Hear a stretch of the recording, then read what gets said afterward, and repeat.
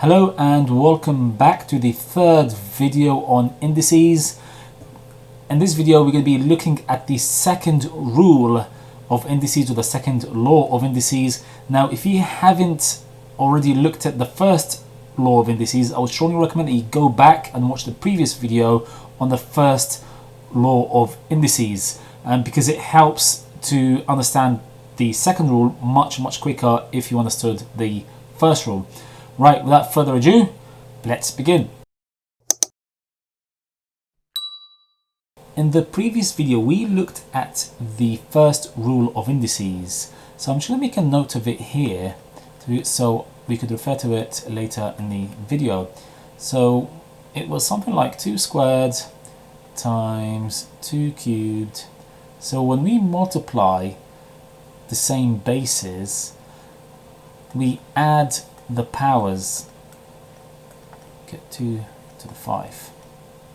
Okay, so when you multiply the same bases, we add the powers. Let's say we had 2 to the power of 6 divided by 2 to the power of, let's say 2. Okay, now we can rewrite that as, and I'm going to write this as a fraction. So I'm going to say 2 times 2, a lot of 2's here. Okay, there we go, that's 6. And all of that, so 2 to the 6, all of that is being divided by that 2 squared. Okay, so 2 times 2. Now what we could do here is we can, divide them essentially. So we can say, well, this 2 here, this 2 here, divided by that 2 there, that they cancel out, so that cancels with that. 2 divided by 2 is 1. Okay, so you're left with just essentially 1 here and 1 there. We can cancel out this 2 here with that 2, again, because 2 divided by 2 is 1. Okay, so you're left with 1, 2, 3, 4. You've got 4 2's here. Now it's not 4 lots of 2's, it's 2 multiplied by itself 4 times. We can rewrite it as 2 to the power of 4. So this means that the answer to this question is 2 to the 4. Again, can you spot the link?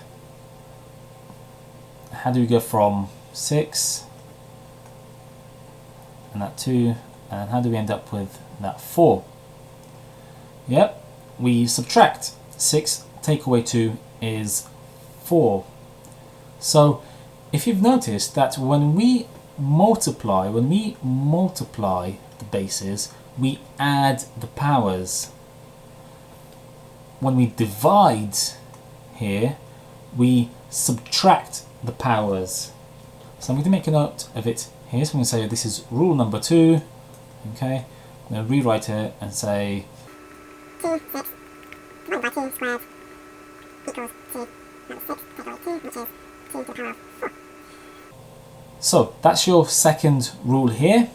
Make sure you remember it well, and I would strongly recommend that you actually know why, so you don't have to memorize it. If you know why, it makes things much easier. Now, does this work for anything else? Well, yes it does. So if we had letters, say if we had X's or Y's or Z's, it would still work. So you know what, let's just go with, let's